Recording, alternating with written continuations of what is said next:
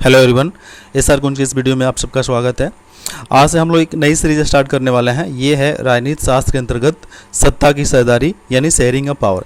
ये क्लास 10 से रिलेटेड है, तो इसमें हम लोग इसके संबंध में अध्ययन करेंगे। ये जानेंगे कि सत्ता की साझेदारी का क्या मतलब होता है, सत्ता की साझेदारी जरूरी है या नहीं, और ये भी जानेंगे कि कौन कौन ऐसे देश हैं जिन्होंने सत्ता की साझेदारी का कुशलतम उपयोग किया और अभी तक उनकी क्या परिणाम निकल के आए हैं, और इसके नकारात्मक पक्ष और सकारात्मक पक्ष दोनों का ही हम लोग क्या करेंगे, अध्ययन करेंगे। तो बने रहिए एसआर कुंज के साथ। अगर अभी तक आपने एसआर कुंज को सब्सक्राइब नहीं किए हैं तो आप इसे कर लें और बेल आइकन को भी दबा दें ताकि आपको समय समय पर नोटिफिकेशन मिलता रहे। देखिए, इसके परिचय की अगर बात करी जाए तो आप गौर करेंगे इस अध्याय के साथ हम लोकतंत्र की उस यात्रा को आगे बढ़ाएंगे जो पिछले साल शुरू हुई थी। पिछले साल हमने देखा कि लोकतांत्रिक व्यवस्था में सारी ताकत किसी एक अंग तक सीमित नहीं होती। विधायिका, कार्यपालिका और न्यायपालिका के बीच पूरी समझ के साथ सत्ता विकेंद्रित कर देना है लोकतंत्र के कामकाज के लिए बहुत जरूरी है। पहले 3 अध्यायों में हम सत्ता के बंटवारे पर सोच विचार को आगे बढ़ाएंगे, और यहाँ पे हम लोग क्या करेंगे, बेल्जियम और श्रीलंका की 2 घटनाओं की चर्चा यहाँ पे की जाएगी। यहाँ पे ये देख पाएंगे विभिन्न लोकतांत्रिक शासन पद्धतियाँ सत्ता के बंटवारे की मांग को किस तरह से निपटती है। इन घटनाओं से यह समझने में कुछ मदद मिलेगी कि आखिर लोकतंत्र में सत्ता के बंटवारे की जरूरत क्यों होगी, और यहाँ पे इससे हम सत्ता के बंटवारे के उन रूपों की बातचीत करेंगे जिसकी चर्चा अगले 2 अध्याय में की गई है। तो आगे बढ़ते हैं। अब यहाँ गौर करेंगे तो यहाँ पे 2 देशों की बात आ रही है, बेल्जियम और श्रीलंका। सबसे पहले हम लोग क्या करते हैं, इसे मैप में देख लेते हैं और इसके बाद से हम लोग इस स्लाइड को जानने का प्रयास करेंगे। देखिए, ये अपना प्यारा भारत है, और यहाँ से देखिएगा तो जस्ट नीचे दक्षिण क्षेत्र में एक द्वीपीय देश है जिसका नाम क्या है, श्रीलंका।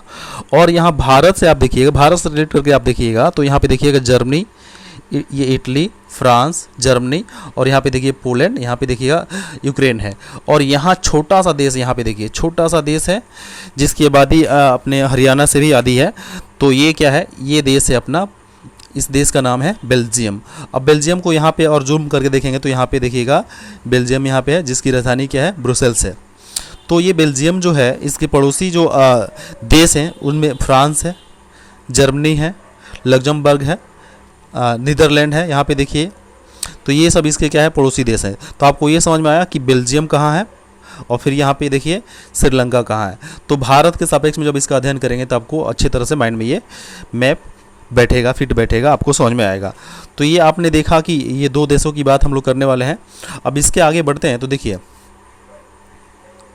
यहाँ बेल्जियम और श्रीलंका की अब हम लोग चर्चा करेंगे कि यहाँ पे क्या है, सत्ता की साझेदारी के क्या मायने हैं यहाँ पे, और यहाँ पे कौन सी समस्याएं यहाँ पे सामने आई। तो गौर से आप देखेंगे तो पाएंगे कि बेल्जियम यूरोप का एक छोटा सा देश है। क्षेत्रफल में हमारे हरियाणा राज्य से भी क्या है, छोटा है। इसकी सीमाएं फ्रांस से मिलती है, नीदरलैंड से मिलती है, जर्मनी और लग्जमबर्ग से लगती है। इसकी आबादी 1 करोड़ से थोड़ी अधिक है, यानी हरियाणा की आबादी से करीब आधी। इस छोटे से देश के समाज की जातीय बनावट बहुत जटिल है। देश की कुल आबादी का 59% हिस्सा फ्लेमिश इलाके में रहता है और डच बोलता है। गौर कीजिएगा, 59% हिस्सा फ्लेमिश इलाके में रहता है और डच बोलता है। शेष 40% हिस्सा बेलोनिया क्षेत्र में रहता है और ये क्या करते हैं, फ्रेंच बोलते हैं। शेष 1% लोग, यहाँ के मात्र 1% लोग क्या हैं, जर्मन भाषी हैं, जर्मन बोली बोलते हैं।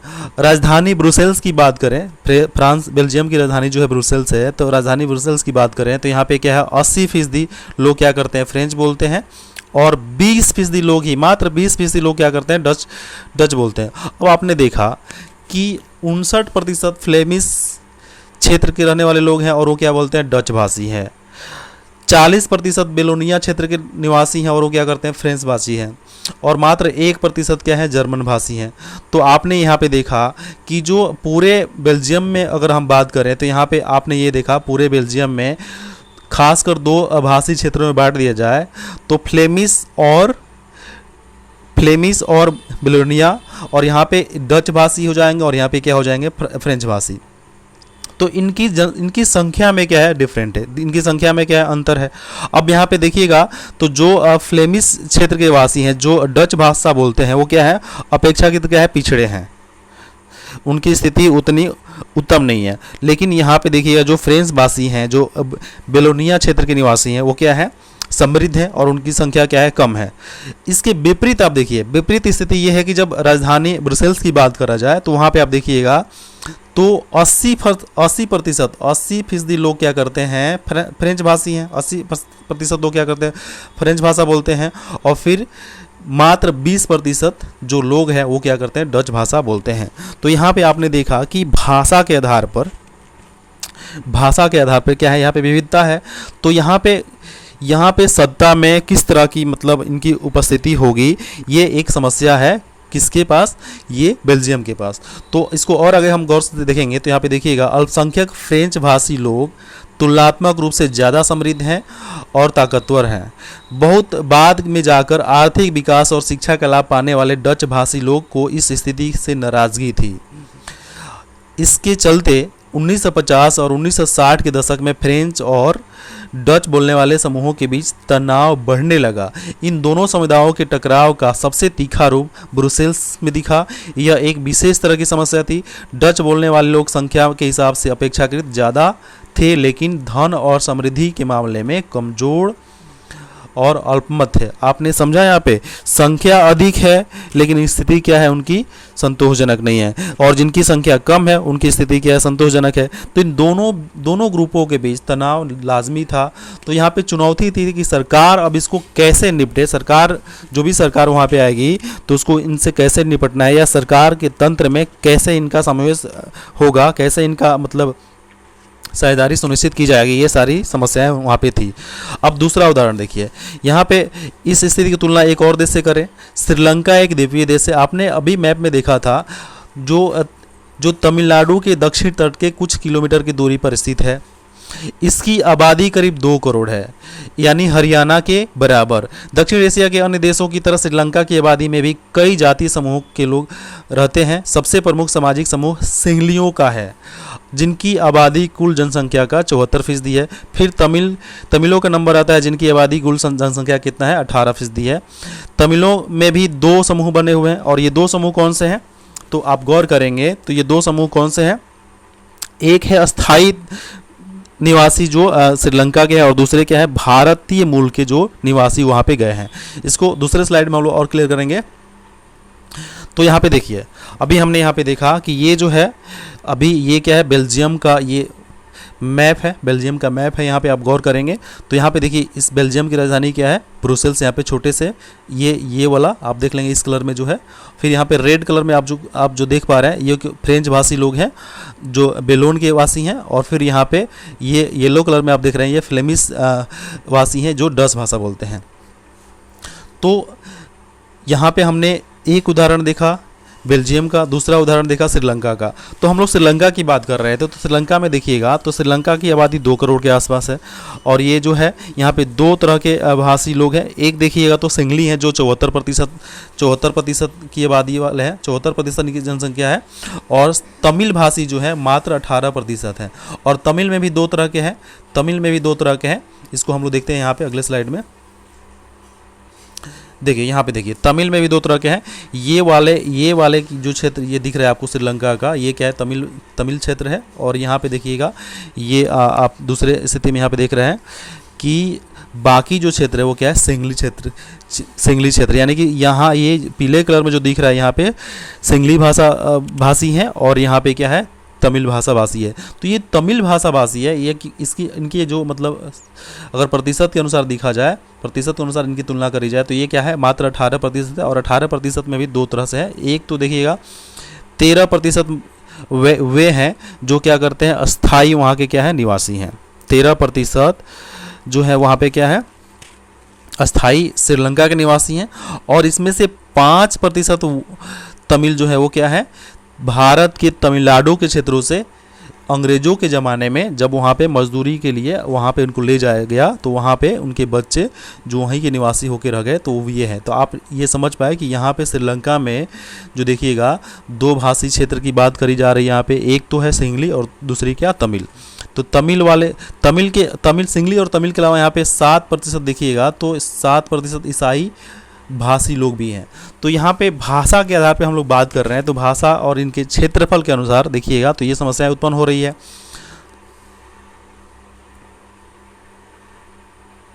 ये चीज़ें हम लोग और यहाँ पे देख लेते हैं। तमिल जो 13% है और हिंदुस्तानी तमिल जो औपनिवेशिक शासनकाल में बगानों में काम करने के लिए भारत से लाए गए लोगों की संतानें हैं। मौजूदा श्रीलंका के नक्शे पर गौर करें तो पाएंगे कि तमिल मुख्य रूप से उत्तर और पूर्वी प्रांतों में आबाद हैं। उत्तर पूर्वी प्रांत, आप यहाँ पे इसको गौर से समझेंगे तो उत्तर पूर्वी प्रांत का मतलब क्या हुआ कि ये उत्तरी क्षेत्र है और ये पूर्वी क्षेत्र है। तो श्रीलंका के उत्तर पूर्वी प्रांत इसकी बात करी जा रही है। तो आई होप आपको ये समझ में आ रहा होगा। अब यहाँ पे देखिए, अधिकतर सिंगली भाषी लोग बौद्ध हैं, जबकि तमिल भाषी लोग के में कुछ हिंदू हैं और कुछ क्या है मुसलमान भी हैं। तो आपने गौर करा, जो सिंगली भाषी लोग हैं वो क्या अधिकतर क्या है बौद्ध धर्म को अपनाते हैं, बौद्ध धर्म को मानने वाले हैं, जबकि तमिल भाषी जो लोग हैं वो क्या करते हैं, वो उनमें या तो हिंदू हैं या मुसलमान हैं। श्रीलंका की आबादी में ईसाई लोगों की जो हिस्सा है, इनका जो प्रतिशत है वो क्या है 7% है, और वे सिंगली और तमिल दोनों भाषाएं बोलते हैं। देखिए ईसाई लोग जो हैं वो सिंगली और तमिल दोनों भाषा बोलते हैं। अब जरा सोचिए कि ऐसी स्थिति में क्या हो सकता था। बेल्जियम में डच भाषी लोग अपनी बड़ी संख्या के बल पर फ्रेंच भाषी और जर्मन भाषी लोगों पर अपनी इच्छाएं थोप सकते थे। यहाँ पे कहने का मतलब ये है कि जिनकी जनसंख्या अधिक है वो क्या कर सकते हैं, दूसरी कम जनसंख्या वाले लोगों पर अपनी इच्छाएं थोप सकते हैं। ये समस्या उत्पन्न हो सकती थी। इससे उनके बीच की लड़ाई और बढ़ जाती। संभव था कि इससे देश बढ़ जाता और ब्रुसेल्स पर दोनों पक्ष अपना अपना दवा ठोकते। श्रीलंका में सिंगली आबादी का बहुमत और ज़्यादा था और वे लोग मुल्क में अपनी मनमानी चला सकते थे। आइए अब यह देखें कि असल में दोनों देशों के साथ क्या क्या हुआ। तो आप समझ रहे हैं, जिनकी जनसंख्या अधिक है, जिनका क्षेत्रफल अधिक एरिया में जो फैले हुए हैं, वो कभी भी दूसरे पे अपनी इच्छाएं, अपनी आकांक्षाएं थोप सकते हैं, ऐसी संभावना बनी होती है। तो यहाँ पे हम लोग अब ये जानेंगे कि इन दोनों देशों में हुआ क्या। एक्चुअल में ये समस्याएं तो है, लेकिन इनके साथ क्या होता है ये हम लोग समझने का प्रयास करेंगे। तो अब देखते हैं श्रीलंका में क्या हुआ, श्रीलंका की क्या स्थिति रही। तो यहाँ पे अगर आप मैप को गौर से देखेंगे तो यहाँ पे एक चीज़ और फिर से आप देख लीजिए। यहाँ पे ये जो पीले कलर में है ये सिंगली भाषी है, और ये जो कलर में यहाँ पे जो मैं जिस सर्कल कर रहा हूँ ये आप देख पा रहे हैं, ये जो है यहाँ पे यहाँ के मुसलमान हैं। और यहाँ जो उत्तर में और ये पूर्वी क्षेत्र में जो ये फैला हुआ ये क्षेत्र है, ये क्या है, ये जो है श्रीलंकाई तमिल है, तमिल भाषी, श्रीलंका के तमिल भाषा बोलने वाले लोग हैं। और ये जो छोटा छोटा ये डार्क कलर में आपको दिख रहा है, ये जो है भारतीय तमिल है, मतलब भारत से आए यहाँ पे ये तमिल वासी हैं। तो श्रीलंका ने क्या किया, इसने कौन सी समझदारी अपनाई और क्या हुआ, ये हम समझने का प्रयास करेंगे। तो यहाँ पे गौर करेंगे तो आप पाएंगे कि सन 1948 में श्रीलंका स्वतंत्र राष्ट्र बना। भारत आपको पता है कि 1947 में आज़ाद होता है, उसके एक साल बाद अगले साल क्या होता है, श्रीलंका स्वतंत्र राष्ट्र बना। सिंगली समुदाय के नेताओं ने अपनी बहुसंख्या के बल पर शासन पर प्रभुत्व जमाना चाहा। चूँकि सिंगली समुदाय के लोगों की जनसंख्या अधिक थी तो उन्होंने क्या चाहा कि शासन पे अपना अधिकार करना चाहा, और इसके लिए उनको क्या कामयाबी मिली, कामयाबी भी मिलती है। इस वजह से लोकतांत्रिक रूप से निर्वाचित सरकार ने सिंगली समुदाय की प्रभुता कायम करने के लिए अपनी बहुसंख्यक परस्ती के तहत कई कदम उठाए। 1956 में एक कानून बनाया गया जिसके तहत तमिल को दरकिनार करके सिंगली को एकमात्र राजभाषा घोषित कर दिया गया। विश्वविद्यालयों और सरकारी नौकरियों में सिंगलियों को प्राथमिकता देने की नीति भी चली। ये नए संविधान में यह प्रावधान भी किया गया कि सरकार बौद्ध मत को संरक्षण और बढ़ावा देगी। अब गौर कीजिए ये कितना खतरनाक बात है। मान लीजिए अगर कोई, मान लीजिए शरीर का पार्ट है, शरीर है, अगर हम पूरे शरीर को अगर एक देश मान लेते हैं तो क्या आपको लग रहा है कि अगर उसका एक पार्ट अगर प्रॉब्लम में है, एक पार्ट को कोई समस्या है, तो क्या बाकी सब पार्ट अच्छे से काम कर पाएगा? क्या ये जो पार्ट अच्छे से काम नहीं कर रहा है, जिसको अगर हम किसी एक पार्ट को कम महत्व दे रहे हैं तो क्या ये अच्छे से काम कर पाएगा? ऐसा संभव ही नहीं है। अगर सबको समान अधिकार मिले तो ये क्या करेंगे, बहुत ही अधिक इच्छा शक्ति से, बहुत ही अधिक ताकत से काम करेंगे। तो श्रीलंका में क्या होता है, देखिए यहाँ पे गौर करेंगे तो यहाँ पे क्या होता है कि सिंहली जो अधिक मतलब जनसंख्या के लोग हैं, इनके द्वारा एक कानून बना दिया गया कि जो यहाँ पे तमिल है उनको छोड़ दें, बाकी राजभाषा घोषित कर दिया गया, किसको? सिंहली भाषा को। फिर क्या किया गया, विश्वविद्यालय और सरकारी नौकरियों में सिंहलियों को प्राथमिकता देने की नीति अपनाई गई। मतलब ये हुआ कि अगर कोई नौकरी है या कोई अगर शिक्षा प्राप्त करनी है तो वहाँ पे सबसे पहले किसकी भर्ती होगी, किसका मतलब वहाँ पे स्थान मिलेगा, किसको स्थान मिलेगा? सबसे पहले स्थान मिलेगा सिंहलियों को। तो यहाँ पे क्या होगा, यहाँ पे द्वंद्व की स्थिति बननी लाजमी थी। तो यही हुआ भी। देखिए अब एक समुदाय को देखिए हर स्थिति में उत्तम स्थान प्राप्त हो रहा है, दूसरे समुदाय को क्या, दूसरे समुदाय की उपेक्षा की जा रही है, तो इन दोनों समुदायों के बीच टकराव होना लाजमी हो जाता है। तो यहाँ पे सेम कंडीशन यहाँ पे होता भी है। और गौर करेंगे तो एक एक करके आए सरकारी फैसलों ने श्रीलंकाई तमिलों की नाराजगी और शासन को लेकर उनमें बेगानापन बढ़ाया। देखिए अगर मान लीजिए परिवार में 2 सदस्य, परिवार में मान लीजिए 4 सदस्य हैं और इसमें एक सदस्य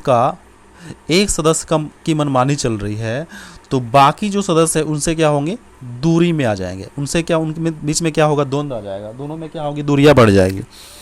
अगर सबके साथ समान व्यवहार हो रहा है तो सब क्या करेंगे, अधिक ताकत से अपने कार्य को करेंगे। ठीक उसी तरह अब इसमें मान लीजिए 3-4 तरह के लोग, भाषा वाले लोग हैं और यहाँ पे एक को प्राथमिकता दी जा रही है और एक ही धर्म को, यहाँ पे देखिए बौद्ध धर्म कौन मानते हैं, सिंहली जो है यहाँ पे बौद्ध धर्म को अपना रहे हैं।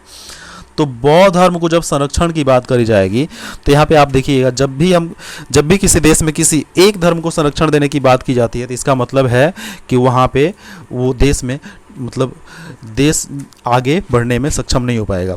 तो यही कंडीशन यहाँ भी हो रहा है।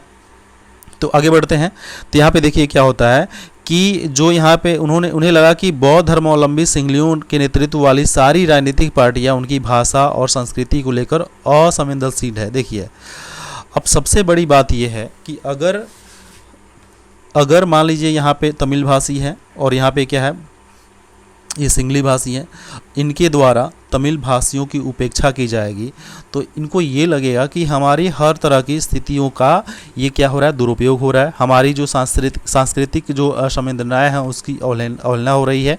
तो यहाँ पे क्या होगा, यहाँ पे टकराव की स्थिति निश्चित है। तो यहाँ पे उन्हें लगा कि संविधान और सरकार की नीतियाँ उन्हें समान राजनीतिक अधिकारों से वंचित कर रही है। अब ये महसूस होने लगेगा तो नौकरी और फायदे के अन्य कामों में उनके साथ भेदभाव हो रहा है और उनके हितों की अनदेखी की जा रही है। तो इसका परिणाम क्या होगा, यह हुआ कि तमिल और सिंहली समुदाय के बीच संबंध बिगड़ने लगे और ये संबंध इतना बिगड़ा कि श्रीलंकाई तमिलों ने अपनी राजनीतिक पार्टियां बनाई और तमिल को राजभाषा बनाने और क्षेत्रीय स्वायत्तता हासिल करने तथा शिक्षा और रोजगार के समान अवसरों की मांगों को लेकर संघर्ष किया। समझ रहे हैं बात। अब जब ये इनकी अवहेलना हो रही है, इनकी उपेक्षा हो रही है, तो इनके द्वारा अब क्या कर दी जाती है, अब पार्टियां बनाई जाती है। किनके द्वारा, तमिलों के द्वारा, जो तमिल भाषी के क्षेत्र के लोग हैं उनके द्वारा पार्टियां बनाई जाती है। और इन पार्टियों का जो उद्देश्य है, पार्टियों का जो लक्ष्य है, ये लक्ष्य है कि जो तमिल भाषा है उसको राजभाषा बनाया जाए और क्षेत्रीय स्वायत्तता यानी कि जो क्षेत्रीय शासन है उसमें इनका मतलब हिस्सेदारी हो, शिक्षा और रोजगार में समान अवसर मिले। अब इन सब बातों को लेकर इनके क्या होता है, संघर्ष शुरू होता है। लेकिन तमिलों की आबादी वाले इलाकों की स्वायत्तता की उनकी मांगों को लगातार नकारा जाता है, क्योंकि बहुसंख्यक समाज जब सत्ता में है तो क्या करेंगे, उनके पास बहुमत है तो वो क्या करेंगे, आसानी से उनको नकार सकते हैं। 1980 के दशक तक उत्तर पूर्वी श्रीलंका में स्वतंत्र तमिल यानी कि जिसे इलम सरकार, इलम भी कहते हैं, इलम का मतलब होता है सरकार होता है, बनने की मांग को लेकर अनेक राजनीतिक संगठन बने। देखिए अब एक के बाद एक राजनीतिक संगठन बनते जाते हैं तमिल क्षेत्रों में। श्रीलंका में दो समुदायों के बीच पारस्परिक अविश्वास ने बड़े टकराव का रूप ले लिया और यह टकराव जो है गृह युद्ध का परिणाम हो गया। अब आपके मन में विचार आ रहा हो कि गृह युद्ध क्या होता है। देखिए अगर किसी देश के अंदर एक ही देश में जब विभिन्न गुटों के बीच आपस में कोई टकराव होता है, कोई लड़ाई होती है, तो हम उसको क्या बोलते हैं, इसे गृह युद्ध बोलते हैं। तो आपने यहाँ पे देखा कि सिंगली भाषी और तमिल भाषी के बीच टकराव की यहाँ पे शुरुआत हो रही है, तो यहाँ पे गृह युद्ध की जैसी स्थिति शुरू हो जा रही है। परिणाम स्वरूप दोनों पक्षों के हजारों लोग मारे जा चुके हैं। अनेक परिवार अपने मुल्क से भागकर शरणार्थी बने हुए दूसरे देश में जाके रहना शुरू कर दिए हैं। इसमें से इससे भी कई गुना ज़्यादा लोगों की रोजी रोटी चौपट हो गई। आपने पढ़ा है कि हमारे क्षेत्र में देशों में धार्मिक विकास, शिक्षा, स्वास्थ्य के मामले में श्रीलंका का रिकॉर्ड सबसे अच्छा है, पर वहाँ के गृह युद्ध के से मुल्क के सामाजिक, सांस्कृतिक और आर्थिक जीवन में काफ़ी परेशानियाँ पैदा हुई है। 2009 में इस युद्ध का अंत हुआ। आपको ये पता होना चाहिए कि जब ये द्वंद्व शुरू होता है तो वहाँ पे एक पार्टी बन जाती है, जिसे क्या बोलते हैं, लिट्टे।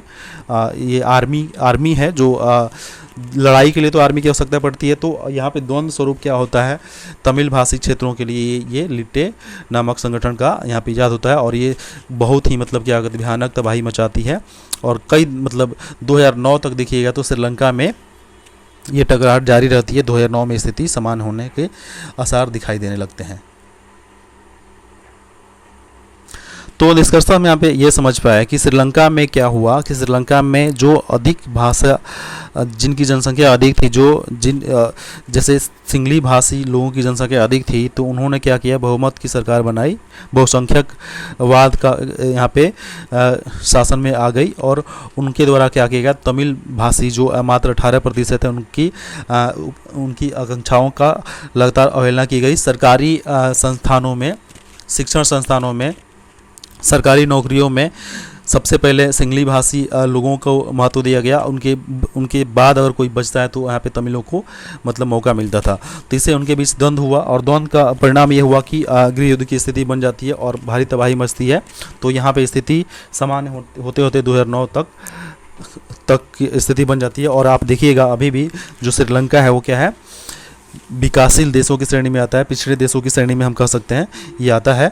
लेकिन वहीं दूसरी अगर हम बात करें बेल्जियम की, तो बेल्जियम ने कौन सी समझदारी अपनाई, आप इसको समझने का प्रयास करेंगे। यहाँ पे देखिए, बेल्जियम के नेताओं ने श्रीलंका से अलग रास्ता अपनाने का फैसला किया। उन्होंने क्षेत्रीय अंतरों और सांस्कृतिक विविधताओं को स्वीकार किया। 1970 और 1993 के बीच उन्होंने अपने संविधान के 4 संशोधन किए।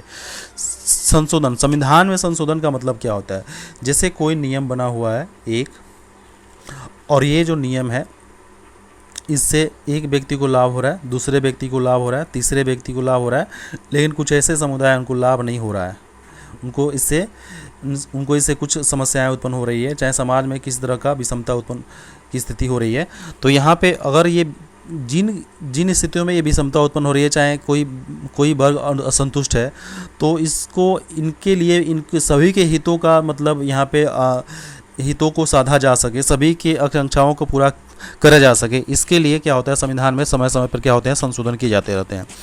तो संविधान में संशोधन करके नए नए नियम बनाए जाते हैं, और ये जो हमारे संविधान है, जो हमारी जो संसद है वो क्या करती है, इसमें कार्य करती है, और जो नियम बनाए जाते हैं वो सब पे लागू होते हैं। तो यहाँ पे बेल्जियम की सरकार ने क्या करा कि उन्होंने क्या किया कि 4 संशोधन किए 1970 से 1993 के बीच। और ये संशोधन का उद्देश्य क्या था, क्यों संशोधन करना पड़ा?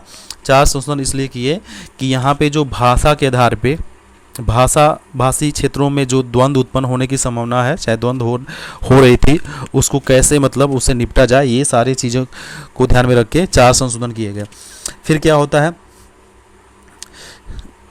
सिर्फ बाद के लिए किए कि देश के रहने वाले किसी भी आदमी को बेगानेपन का एहसास न हो, यानी कि देश में रहने वाला कोई व्यक्ति ये नहीं लगे उसको कि मैं इसी देश का नागरिक हूँ, क्या उसको ये लगे कि हाँ मैं इस देश का नागरिक हूँ, उसे गर्व होना कि उसको लगे कि मैं कहाँ से इस देश में चला आया। तो इन बेगानेपन को दूर करने के लिए संशोधन किए गए। उन्होंने इनके लिए जो व्यवस्था की वह बहुत ही कल्पनाशील है तथा कोई और देश ऐसा नहीं कर पाया। बेल्जियम के मॉडल की कुछ मुख्य बातें हम लोग आगे चर्चा करेंगे। देखिए, बेल्जियम ने क्या किया कि सबसे पहले संविधान में इस बात का स्पष्ट प्रावधान किया कि केंद्रीय सरकार में डच और फ्रेंच भाषी मंत्रियों की संख्या क्या रहेगी, समान रहेगी। चाहे उनकी जनसंख्या अधिक हो चाहे कम हो, उनकी क्या रहेगी, मंत्रियों की संख्या क्या रहेगी, समान रहेगी। कुछ विशेष कानून तभी बन सकते हैं जब दोनों भाषाई समूह के सांसदों का बहुमत उसके पक्ष में हो।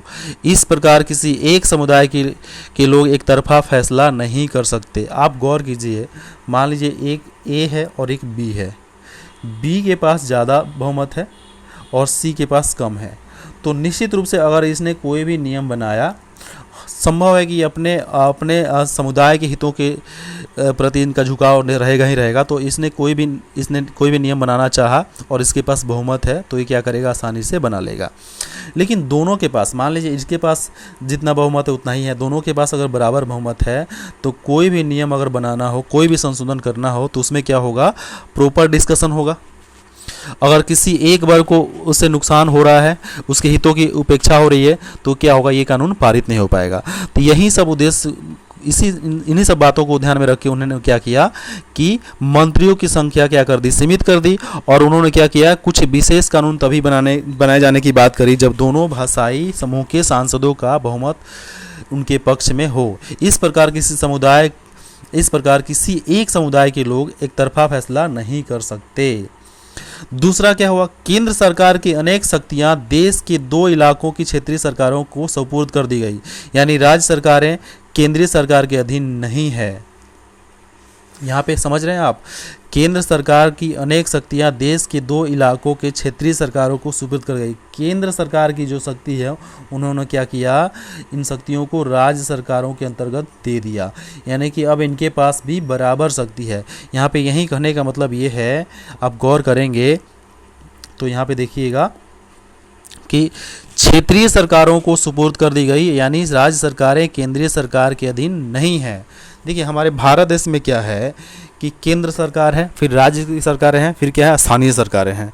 तो यहाँ पे आप गौर करेंगे तो कई मायने में राज्य सरकार जो है क्या है, केंद्र सरकार के अधीन कार्य करती है। लेकिन ब्रुसेल्स बेल्जियम में ऐसा किया गया कि वहाँ पे क्या किया गया, राज्य सरकारें केंद्रीय सरकार के अधीन नहीं रहेगी, ऐसे प्रावधान किए गए। फिर अगला क्या उन्होंने किया, ब्रुसेल्स में अलग सरकार है। देखिए ब्रुसेल्स कौन, वही जो बेल्जियम की राजधानी है, वहाँ की बात करी जा रही है। तो यहाँ पे अलग सरकार है और इससे दोनों समुदाय का समान प्रतिनिधित्व है। मतलब 2 समुदाय का मतलब क्या हुआ, फ्रेंच भाषी और डच भाषी। तो फ्रेंच भाषी लोगों ने ब्रुसेल्स में समान प्रतिनिधित्व के इस प्रस्ताव को स्वीकार किया, क्योंकि डच भाषी लोगों ने केंद्रीय सरकार में बराबरी का प्रतिनिधित्व स्वीकार किया था। तो आप समझ पाए कि इन्होंने कितनी बुद्धिमानी से क्या किया कि केंद्र में सरकार जो है उनमें प्रतिनिधित्व कैसा होगा, क्षेत्रीय सरकारें बनाई। फिर उन्होंने क्या किया, जो राजधानी क्षेत्र वहाँ भी अलग प्रावधान किए। तो इससे क्या हुआ कि जो भी भाषाई क्षेत्रों में जो भी विषमताएं उत्पन्न हो रही थी, जो भी उनके मन में द्वंद्व उत्पन्न हो रहे थे, वो आसानी से क्या हो गए, पटना शुरू हो गए। फिर आप देखिएगा केंद्रीय और राज्य सरकारों के अलावा यहाँ एक तीसरी स्तर की सरकार भी काम करती है, यानी कि सामुदायिक सरकार। जैसे आप गौर करिए, हमारे यहाँ जो भारत में देखिएगा तो त्रिस्तरीय सरकारें हैं। देखिए केंद्र की सरकार, उसके पास देखिएगा राज्य की सरकार, और उसके पास क्या है, पंचायती राज है। तो पंचायती राज में कुछ ऐसे मतलब यहाँ पे ऐसे लोग होते हैं जो क्या होते हैं, स्थानीय स्तर के होते हैं, और ये स्थानीय स्तर की समस्याओं का समाधान करने में सक्षम होते हैं। ये उनका जो जुड़ाव होता है वो क्या होता है, भूमि से होता है, बेसिक आधारिक उनका जुड़ा होता है। तो उन समस्याओं को अच्छे से जानते हैं और उनका निपटारा कैसे करना ये भी वो अच्छी तरह से समझ पा रहे हैं। तो सामुदायिक सरकारों का भी उन्होंने क्या किया, गठन किया। तो ये जो भी उपाय किए गए, ये जो बेल्जियम है इसके लिए क्या हो गया, बहुत ही उपयोगी सिद्ध हुआ। और आज आप गौर करेंगे तो ये बेल्जियम जो है विकसित देशों की श्रेणी में आता है, विकसित देशों की श्रेणी में ये आता है। तो आपको बेल्जियम का मॉडल कुछ जटिल लग सकता है, निश्चित रूप से यह जटिल है खुद बेल्जियम में रहने वाले लोगों के लिए भी, पर यह व्यवस्था बेहद सफल रही। इससे मुल्क में गृहयुद्ध की आशंकाओं पर विराम लग गया, वरना गृहयुद्ध की स्थिति में बेल्जियम भाषा के आधार पर 2 टुकड़ों में बट गया होता, जैसा कि आपने श्रीलंका में देखा कि वहाँ पे क्या स्थिति हुई। तो देखिए अब ये वीडियो ज़्यादा लंबा हो रहा है, तो कोशिश रहेगी कि इसको जल्दी समाप्त करा जाए और दूसरे पार्ट में इसको ख़त्म करा जाए। तो हमने ये देखा कि बेल्जियम और श्रीलंका की इन कथाओं की क्या हमें क्या शिक्षा मिलती है। दोनों ही देश लोकतांत्रिक हैं, फिर भी सत्ता में साझेदारी के सवाल को उन्होंने अलग अलग ढंग से निपटाने की कोशिश की। लोकतांत्रिक देश होते हुए भी दोनों के द्वारा अलग अलग नियम अपनाए गए और परिणाम क्या हुआ, बेल्जियम के नेताओं को लगा कि विभिन्न समुदाय और क्षेत्रों की भावनाओं का आदर करने पर ही देश की एकता संभव है। यानी इन्होंने क्या किया, विभिन्न क्षेत्रों के और विभिन्न समुदायों के भावनाओं को क्या करा, सभी के मतलब भावनाओं को केंद्र में रख के उन्होंने क्या किया, विचार करना शुरू किया और उन्होंने जो मॉडल अपनाया उससे उनको सफलता मिली। इस एहसास के चलते दोनों पक्ष सत्ता में साझेदारी करने पर सहमत हुए। श्रीलंका में ठीक उल्टा रास्ता अपनाया गया। इससे यह पता चलता है कि अगर बहुसंख्यक समुदाय दूसरों पर प्रभुत्व कायम करने और सत्ता में उनको हिस्सेदारी न बनाने का फैसला करता है तो इससे देश की एकता ही संकट में पड़ जाती है। अब आपको ये पता होना चाहिए कि अगर देश में एकता है तो देश आगे बढ़ेगा। अगर देश में विभिन्न समुदायों के बीच आपस में टकराहट है तो वो विकास के कार्यों को छोड़ के आपस में लड़ते रहते हैं। तो यही कंडीशन आपको देखने को मिला श्रीलंका में, जबकि बेल्जियम में स्थिति संतोषजनक रही और ये बेल्जियम क्या हो गया, विकसित देश हो गया। तो मैं इसी के साथ इस वीडियो को अंत कर रहा हूँ और हम लोग मिलेंगे नेक्स्ट वीडियो में और इसको ख़त्म करने का प्रयास करेंगे। और आप कमेंट में बताएं कि आपको ये सेशन कैसा लगा, क्या ये आपके लिए उपयोगी है। धन्यवाद।